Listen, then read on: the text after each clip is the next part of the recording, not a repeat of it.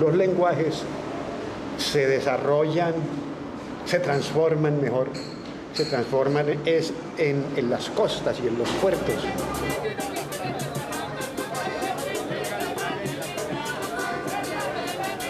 Pero en la montaña el lenguaje permanece quieto durante mucho tiempo por el aislamiento de las personas.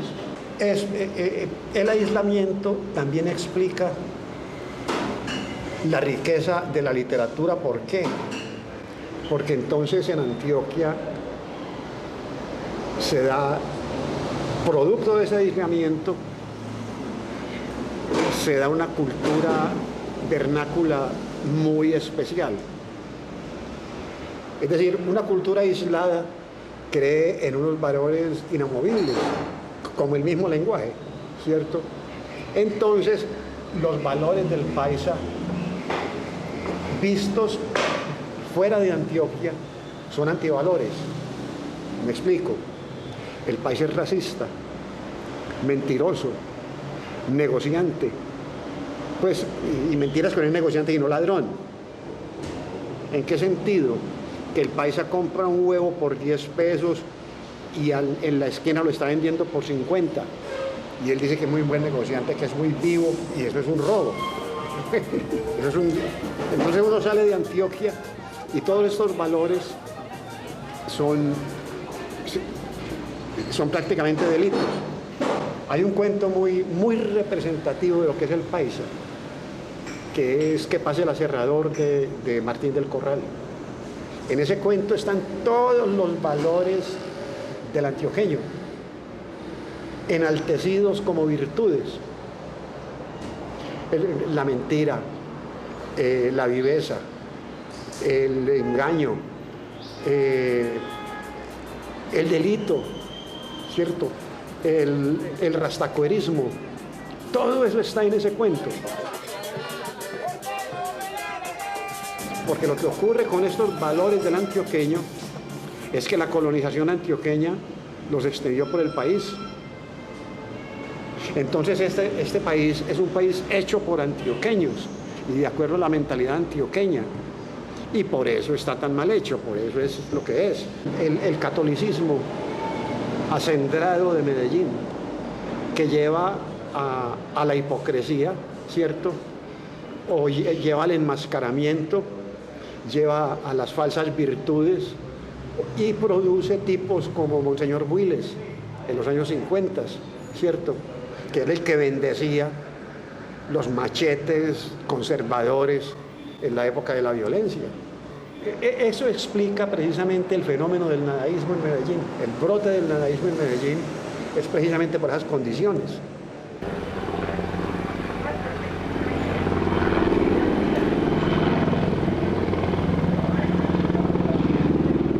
Primero que todo, su indiscutible inteligencia, ¿cierto?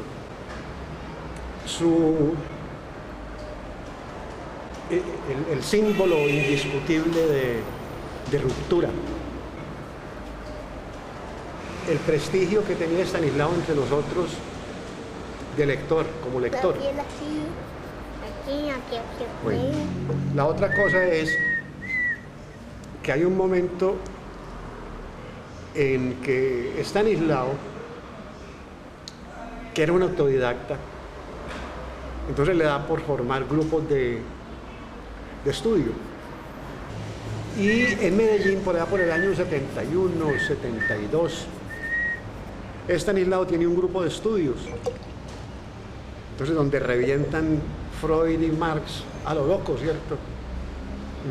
Y Lacan, y Merleau-Ponty, y sí, y Marcuse, ¿no? Y cae como en un abismo peligroso, digamos, ¿cierto? En una especie de freudo-marxismo. Es decir, revolver a Freud y a Marx y revolver antropología, todo esto estudiándolo con disciplina, pero como estudiando apariciones. ¿Qué ocurre entonces? Que ese freudomarxismo y ese grupo de estudios de un momento a otro se enredan. Pero yo no sé si fue por el método de análisis, ¿cierto?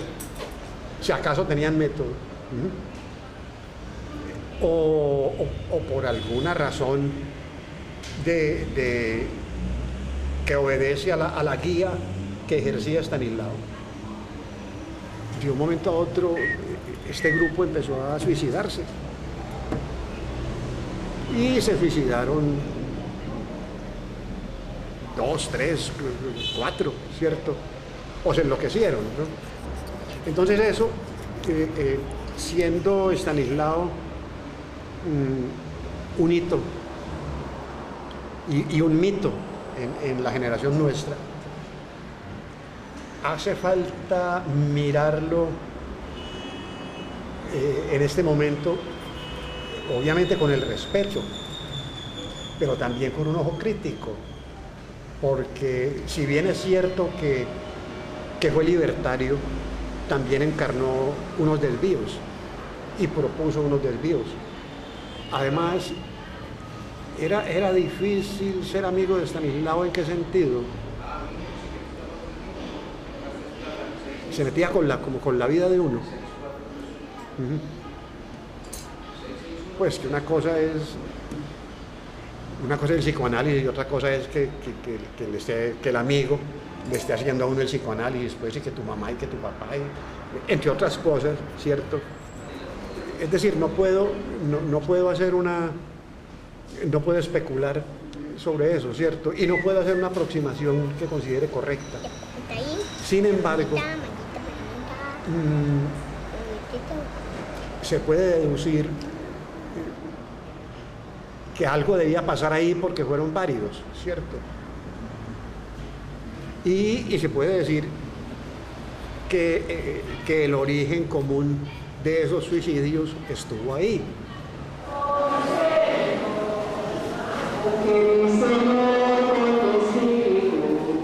En el año 60 o 61 se organizó la Gran Misión en Medellín. Fue un evento muy famoso.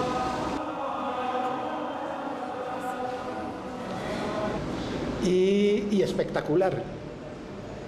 A las 4 o 5 de la mañana salían a recorrer las calles de Medellín, sobre todo de los barrios ricos, en una vaina que llamaban alboradas, ¿no? De nuestro engañoso afán de autonomía, y aprendamos de él, del que se ha humillado, a encontrar nuestra verdadera grandeza, humillándonos. Una cantidad de camándulas y de hisopos con agua bendita, y de vírgenes y de santos, y de curas y de panderetas, pues. Hágase tu voluntad en la tierra como en el cielo. Dele y haga bulla y rece, ¿cierto? Y rece el rosario y levante cruces. Y hombre, con unos pendones con unos leones rampantes. Entonces era una legítima cruzada. Se llamaba la campaña de recristianización universal en 1960, es decir, vamos a recristianizar el planeta, a recatequizar el planeta en 1960, y arrancó en Medellín.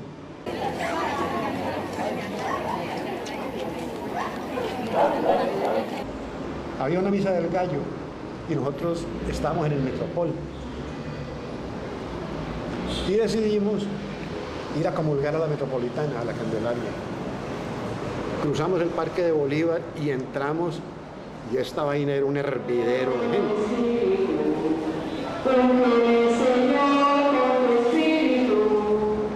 Nosotros entramos por toda la nave central y claro, todo el mundo ahí mismo nos clavó la mirada. Ahí llegaron los nadaístas, o están arrepentidos o vienen a armar un escándalo.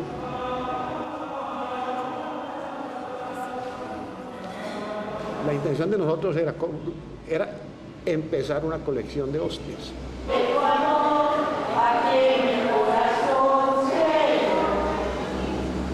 Entonces fuimos, comulgamos y salimos.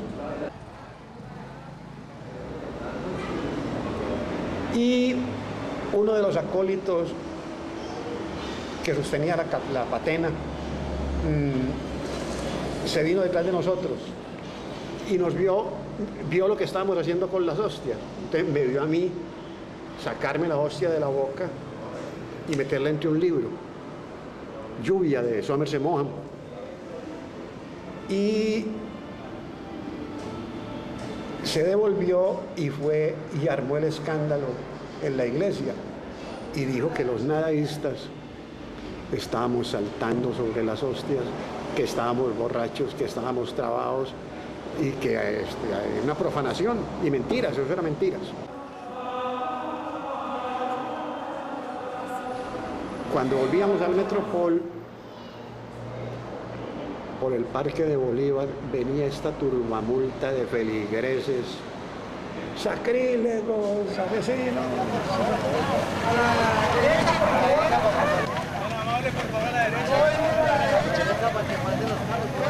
derecha. Por favor.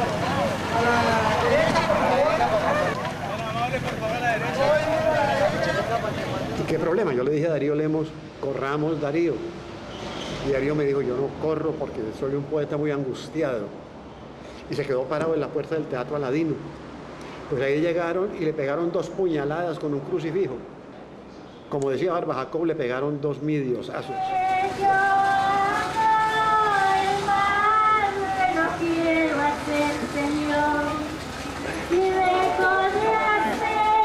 Yo salí corriendo con Diego León Giraldo y con Eduardo Escobar. Corrimos por ahí unas 10 cuadras con esta gente detrás a matarnos, dispuesta a matarnos.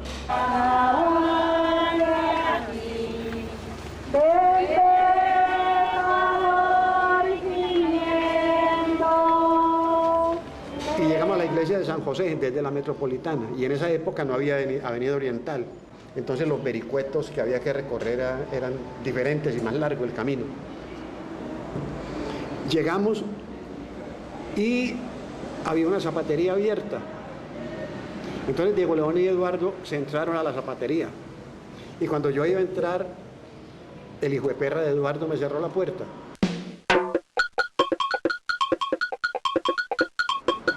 Entonces yo pude entrar a la zapatería, donde había unos zapateros jugando póker o algo. Seguí corriendo y me detuvieron donde hoy es el comando de la policía. Ahí me alcanzó la multitud. Cuando me iban a linchar, llegó una patrulla del tránsito. Se bajaron los agentes del tránsito, encañonaron a la gente para que no me lincharan.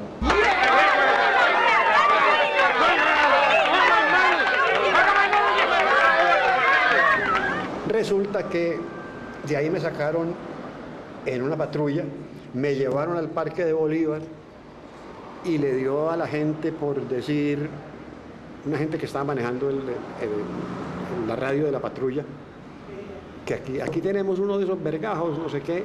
Hombre, se vino la gente, cogieron esa patrulla y la tiraban para arriba y esa patrulla rebotaba en las llantas. Bueno, a mí me llevaron a la cárcel.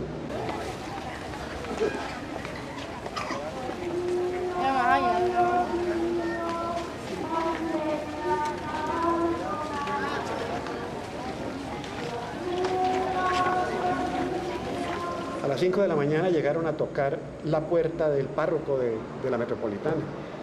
El párroco abrió y era una solteroncita. Y la viejita le dijo, padre, padre, ya sé dónde botaron las hostias los nadaístas. Entonces, ¿dónde, mija? Aquí en este parque. Había llovido un poco en esa madrugada.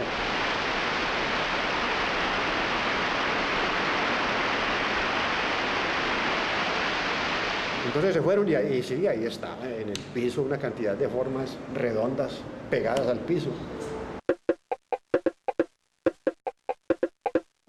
Por la lluvia.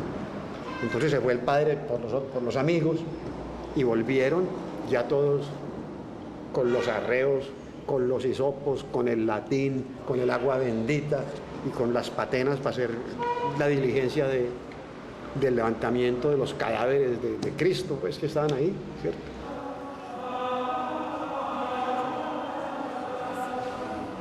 hombre, le meten la patena a la primera forma redonda.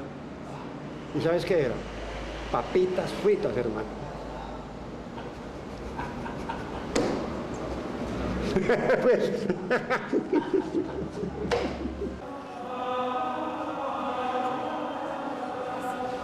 allá estuvimos 15 días y eso sí fue serio.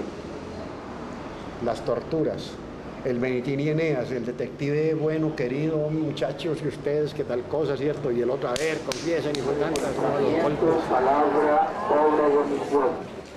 Por mi culpa, Los por mi curas, las monjas, todo el mundo, ¿cierto? Que los vamos a linchar, que los vamos a matar, y los presos. Eso fue una vaina, fue una pesadilla por completo, una pesadilla. Cuando yo llegué al patio estaba Alberto Escobar, muy achicopalado, muy triste, sentado en un murito. Yo llegué y me senté al lado de Alberto y de pronto se vino un negro enorme, ¿cierto?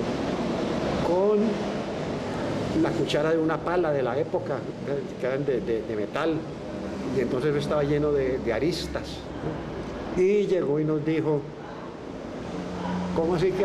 Cuando yo llegué dijeron sacrilegio 2, entonces sacrilegio 1 era Alberto y yo era sacrilegio 2. Así empezaron a ponerme, a llamarnos los presos, a joderme.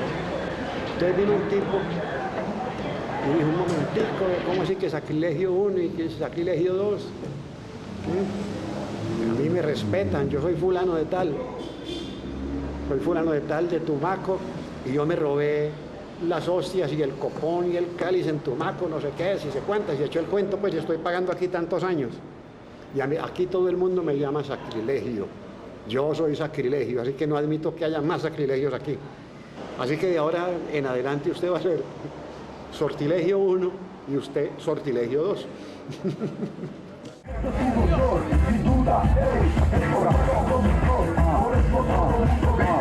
El nadaísmo, ante todo, fue como una especie de actitud vital, ¿cierto? De contestataria, ¿no? Y detrás de la actitud vino la obra literaria.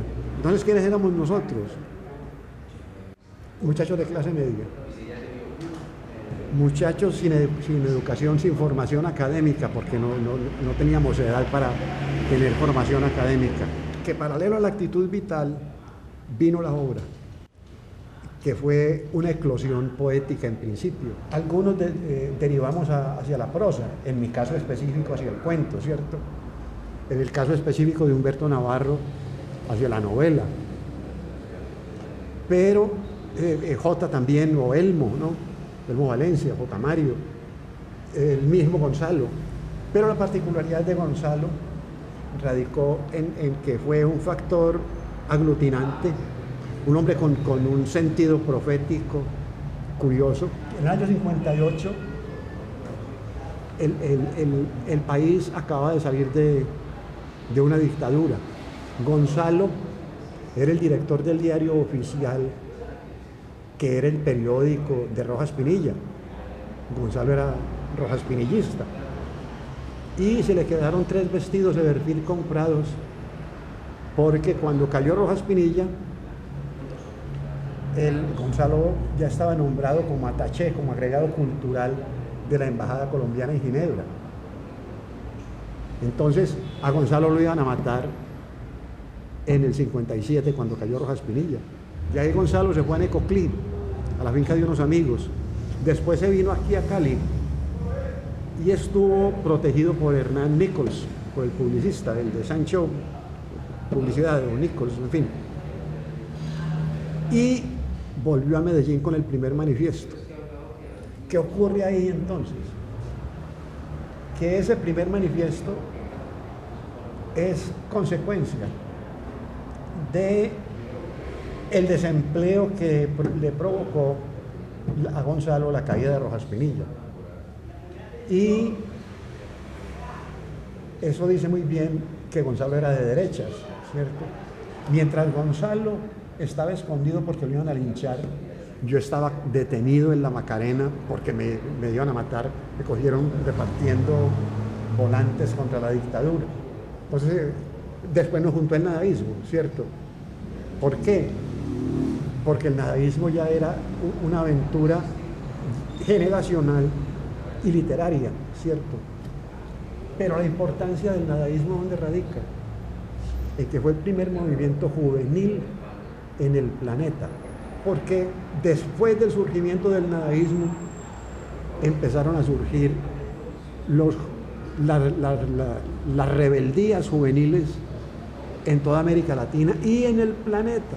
Entonces el nadaísmo que venía de los beatniks de los años 50, ¿cierto?, que es como la influencia, y los beatniks venían del surrealismo. Entonces el parentesco nuestro es con los beatniks, pero en el año 50 y en el año 58 surge toda esta rebelión, inclusive en Rusia, que es un ciclo que, digamos, se puede cerrar en el año 68 con el movimiento estudiantil en París, ¿cierto? Entonces el nadaísmo entra, esa insurgencia entra pregonando que las drogas, ¿cierto?, la marihuana, coincide entonces con otro tipo de revoluciones, ¿cierto? La píldora, la pastilla anticonceptiva, la minifalda, el rock and roll, ¿cierto? El último movimiento del 58 al 63, que marcan hitos, el 63 vienen a ser los hippies en los Estados Unidos, ¿cierto? Que los nadaístas éramos un anuncio de los hippies, ¿cierto? De ahí mi asombro personal cuando Gonzalo se volvió hippie, que es como que seguirle la corriente a un sobrino o al hermanito menor, ¿no? Pero la importancia del nadaísmo sí radica ahí. Ahora, radica también en que, siendo un movimiento juvenil, la literatura de cada uno es muy diferente. No hay un vínculo común, ni hay una literatura común. No, cada uno tiene una literatura, un enfoque literario muy específico, muy personal. Y lo de grupo viene a ser más bien por el lado de la amistad, que eso sí es insoslayable. 50 años después seguimos siendo muy amigos, todos, muy amigos, con fricciones normales, pues, en una relación de 50 años, ¿no?, o más, ¿no? Pero eso tal vez ha sido lo más entrañable y como el legado más importante también en tiempos difíciles como los que nos han tocado, y en tiempos de prohibiciones, como decía Amílcar Osorio, en estos tiempos de prohibiciones ser amigo es muy difícil y encontrar amigos es muy difícil. Entonces esa es como la importancia, Carlos Fernando.